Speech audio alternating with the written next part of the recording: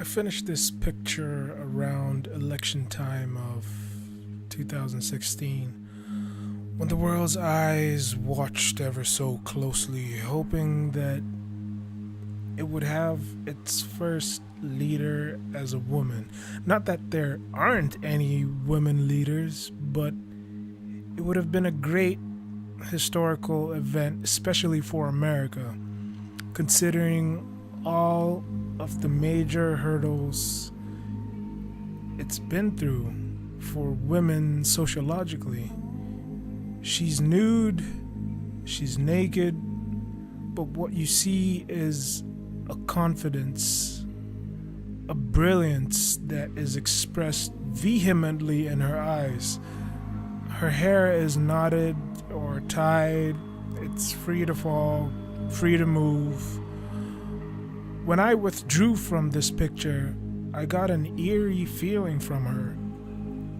It had a very strange vibe about her countenance in general.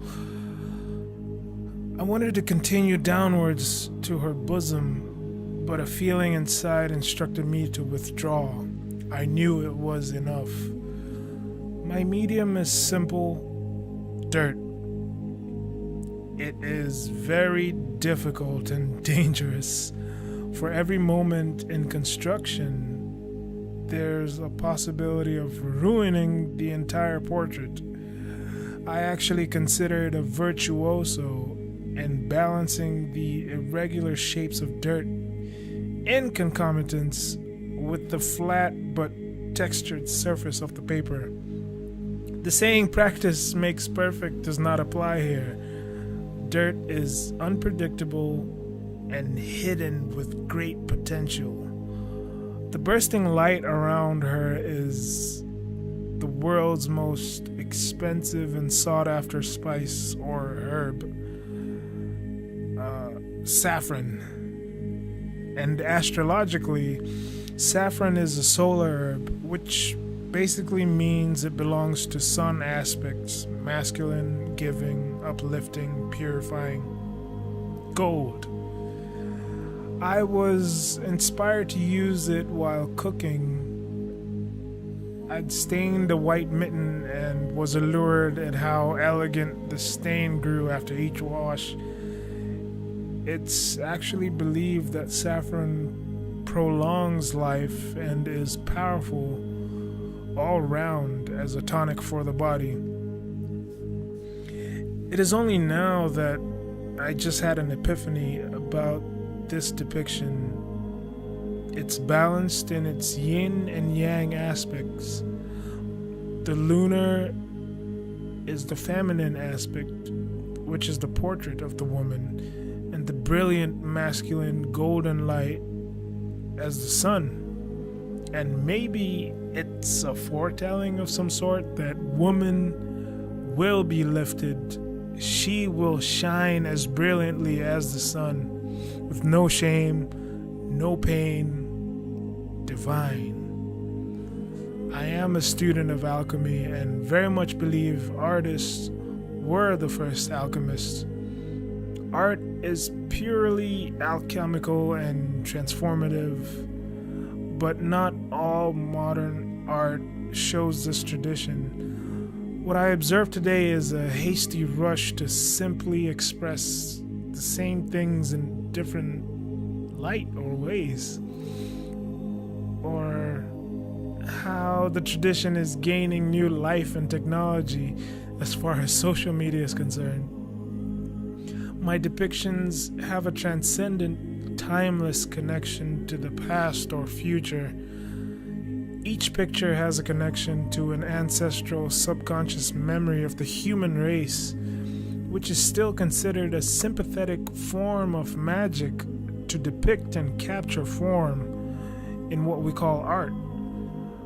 I believe my art expresses that volition of primitive, evolving consciousness seeking transformation when our ancestors of a dim past discovered the joy of cave drawings, constantly searching for more mediums to express life in new ways and the meaning behind it all. I actually believe and see how this somewhat feels like the rectified path of transcendental evolving art. The cave drawings were done on mountainous stone. My drawings are this reduced stone that has taken thousands of years to weather down to its mercurial form in what we now frown upon as dirt, the very foundations of life and propagation. This is my favorite one, and actually the Genesis. I composed this one with 100% natural elements. I even fashioned a paintbrush out of the cotton of blooming milk thistles, another neglected weed that has powerful restorative cleansing effects for the liver. I actually named this depiction Disillusion, which has a double entendre, because she expresses the first stage in the second phase of alchemy, which is dissolution, when the alchemist employs water in her reduced substance. So you can see she has been stripped naked and exposed, but she hovers over cleansing waters. She has survived the dark catharsis, the flames of the hellfire, and the illusions of fear and anxiety, false identity and personality, hence the faceless figure. Now she stands not so confident as any psychoanalyst or psychologist can see in her body language, which represents her ongoing transformation. It's actually very inspiring for me as a man to witness or read about stories of the atrocities women face, but still remaining strong, still remaining women, which is the never-ending story of our moon. I think all of the attacks she endured, all the craters and impacts, but still, every new moon glows with a full brilliance of mystical beauty. Beauty to me is mysterious, like a rose. Even though it blooms exposed, there's a never-ending spiral that runs deep into a center, wherefrom this sweet scent ravishes the senses into a swirling dance of love and lust.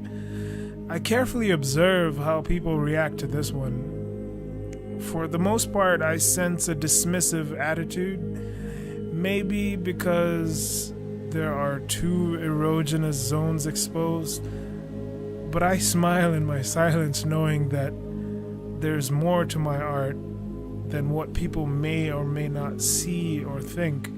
After all, it's all dirt and dust.